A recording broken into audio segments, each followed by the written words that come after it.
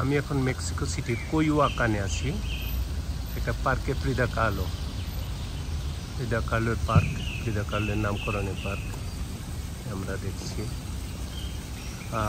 মনে হয় না খুব স্পেশাল কিছু একটা দেখব, তো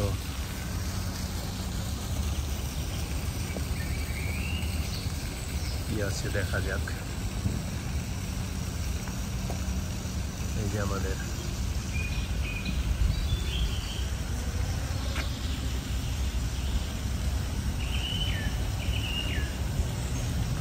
মহারানী বসে আছেন এখানে।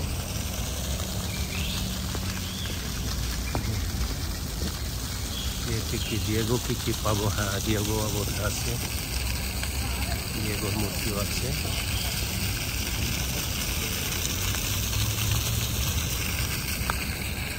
লোকজন আসছে, হাঁটছে। এর খুব কাছেই ফ্রিদা কালোর কি ছিল, মানে থাকতো এখানে।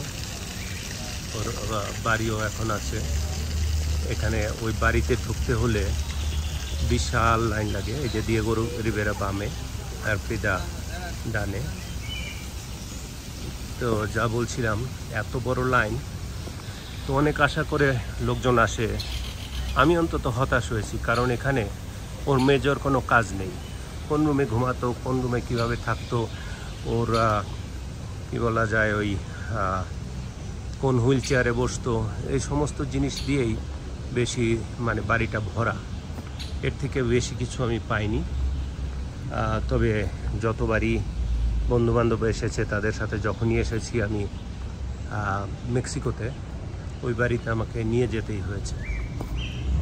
তো কখনো সময় পেলে আবার ঢুকে আপনাদের জন্য ভিডিও করে পাঠাবো এটা, কারণ এত ভিড় হয়। এই কাছেই বাড়ি, এখনও হয়তো যেতে পারতাম, কিন্তু এত ভিড় হয়। এটা অনলাইনে কিনতে হয়, 2 দিন 3 দিন আগে থেকে কিনতে হয়। আর আমি যে কাজে এসেছি, এই কাজে, বাহ, এই ফুলগুলো তো খুব সুন্দর।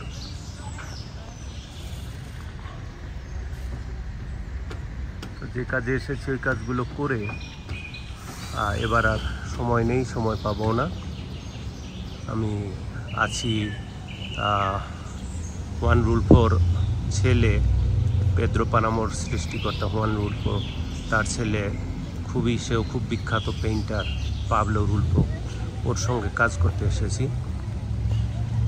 যার ফলে এবার আর অন্য কোনো জায়গায় যাওয়া হবে না আমার।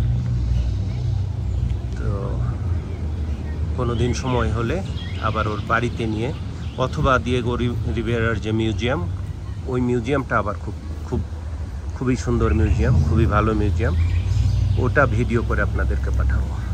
আপাতত ভালো থাকবেন, সুস্থ থাকবেন। আমি আনিসুজ্জামান।